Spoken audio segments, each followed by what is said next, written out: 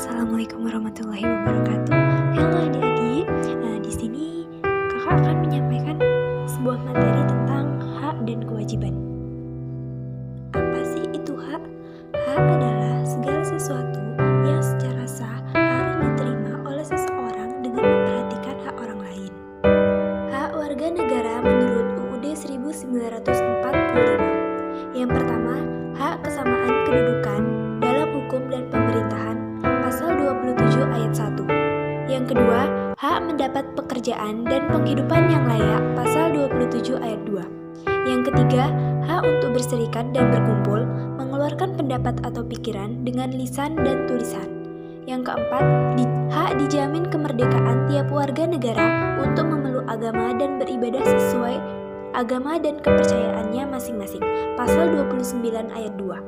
Yang kelima, hak ikut serta dalam bela negara, pasal 30 ayat 1. Yang keenam, hak memperoleh pendidikan, pasal 31 ayat 1. Selanjutnya adalah kewajiban. Kewajiban adalah segala sesuatu yang harus dilaksanakan atau dilakukan oleh seseorang sesuai dengan aturan yang berlaku. Apabila kewajiban dilanggar, maka akan mendapatkan sanksi sesuai peraturan yang berlaku. Kewajiban warga negara menurut UUD 1945. Yang pertama, kewajiban menjunjung tinggi hukum dan pemerintahan, pasal 27 ayat 1. Yang kedua, kewajiban ikut serta dalam bela negara, pasal 30 ayat 1. Yang ketiga, kewajiban mengikuti pendidikan dan pemerintah wajib membiayainya, pasal 32 ayat 2. Berikut adalah contoh hak dan kewajiban. Contoh hak anak di rumah. Yang pertama, hak untuk mendapatkan pendidikan dan kesehatan. Kesehatan adalah sesuatu yang sangat penting bagi kita. Saat tubuh kita sehat, kita dapat belajar, bermain, dan mengerjakan segala sesuatu dengan nyaman. Pendidikan adalah usaha sadar agar setiap anak dapat tumbuh menjadi orang yang berguna. Orang tua mendidik kita di rumah dan menyekolahkan kita untuk mendapatkan pendidikan yang terbaik. Yang kedua, hak mendapatkan kasih sayang. Mendapatkan kasih sayang adalah hak setiap anak. Saat masih kecil, ibu selalu menyuapi, menjaga, dan memeluk dengan penuh kasih sayang, serta ayah yang selalu mengajak kita bermain.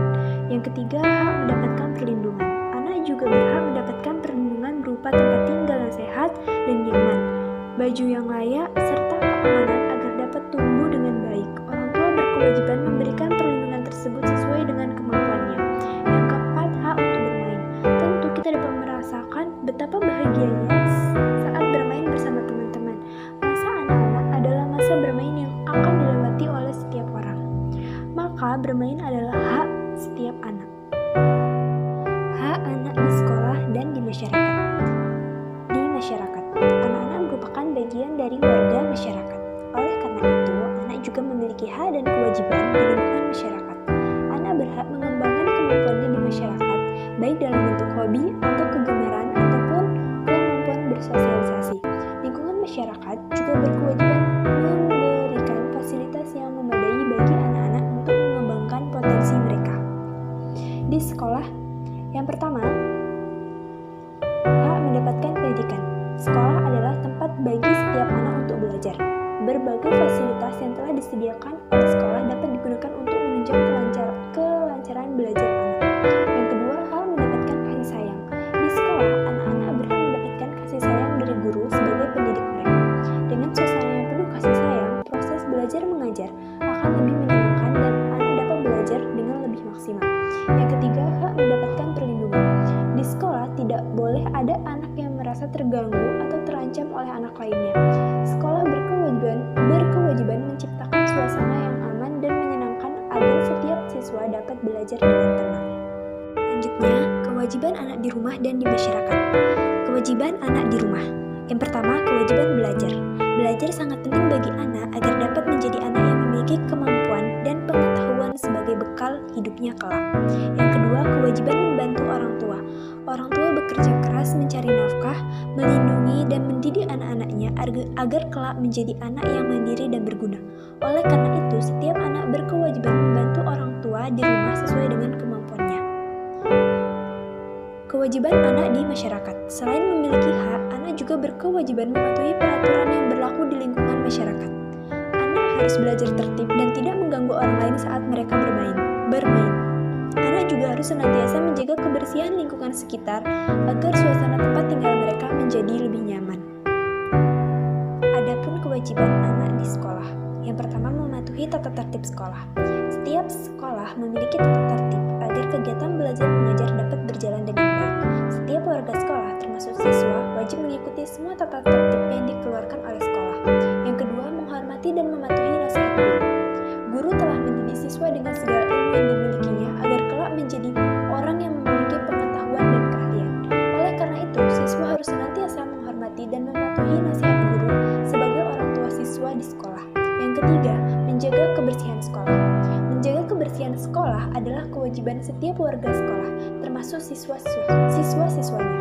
Keadaan sekolah yang terjaga kebersihannya akan membuat suasana belajar menjadi lebih nyaman.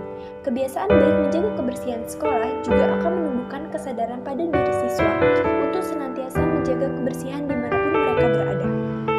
Berikutnya yaitu menghargai hak dan kewajiban warga negara. Yang pertama, akibat warga negara tidak melaksanakan kewajiban.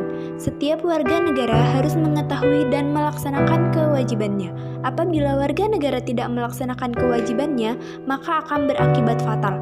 Misalnya kewajiban seseorang ketika berkendaraan roda 2 di jalan raya adalah harus memakai helm. Apabila aturan itu dilanggar, maka akan mendapatkan sanksi. Sanksi tersebut dapat berupa ancaman hukuman ataupun denda. Yang kedua, akibat warga negara tidak memperoleh haknya. Mendapatkan pendidikan yang layak merupakan salah satu hak warga negara.